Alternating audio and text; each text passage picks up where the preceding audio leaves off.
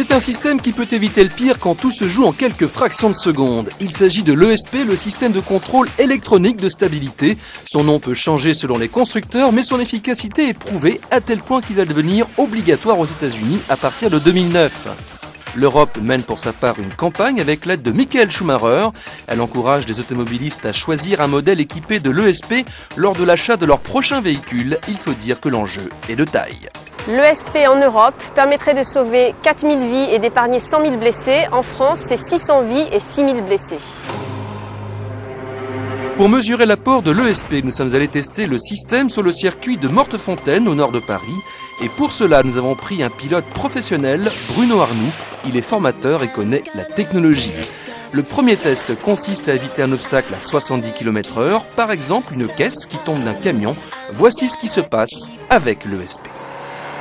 J'aperçois l'obstacle, je donne mon coup de volant et j'essaye de reprendre ma place sur la voie de droite. Alors on sent que la voiture bouge en même temps, on garde le contrôle. Exactement. À présent, le test sans ESP. Et là, c'est le drame. Très mal. Oula, ça secoue un peu. Oui.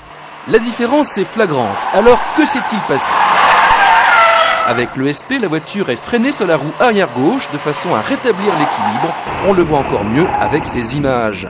L'ESP s'appuie sur des capteurs qui comparent 25 fois par seconde la trajectoire du véhicule par rapport à la direction que veut prendre le conducteur. Le système agit ensuite pour freiner individuellement chaque roue. Les ordres sont donnés très rapidement. Autre cas de figure sur une route de campagne, voici ce qui se passe quand on aborde un peu vite un virage, on frise l'accident. L'ESP permet au contraire de contrôler la trajectoire et de rester maître du véhicule. C'est très utile pour le conducteur. Ce qu'il manque à un conducteur pour réagir dans une situation d'urgence, c'est la capacité à réagir vite. Or, cette ESP va réagir plus vite que le conducteur pour l'aider à se sortir de situations délicates ou, dans le pire, à en limiter les conséquences. J'ai aussi pris le volant de cette Peugeot 207 RC, une version sportive avec un ESP évolué. Il agit aussi sur la direction assistée électrique de façon à freiner en ligne quand l'adhérence est différente de chaque côté de la route.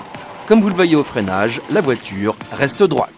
Et si on regarde à l'intérieur, je freine et on sent que le volant donne une impulsion. En fait, la voiture contrebraque de façon naturelle et je m'arrête les roues droites. Mais quand la fonction est déconnectée, c'est une toute autre histoire. La fonction, qui va se généraliser sur la gamme 207, apporte un plus en matière de sécurité. Le gain, c'est entre 4 et 10% de distance d'arrêt, le tout en assurant en plus la stabilité du véhicule. Déjà très efficace, l'ESP va encore s'améliorer dans les années à venir. Il va s'enrichir d'autres fonctions.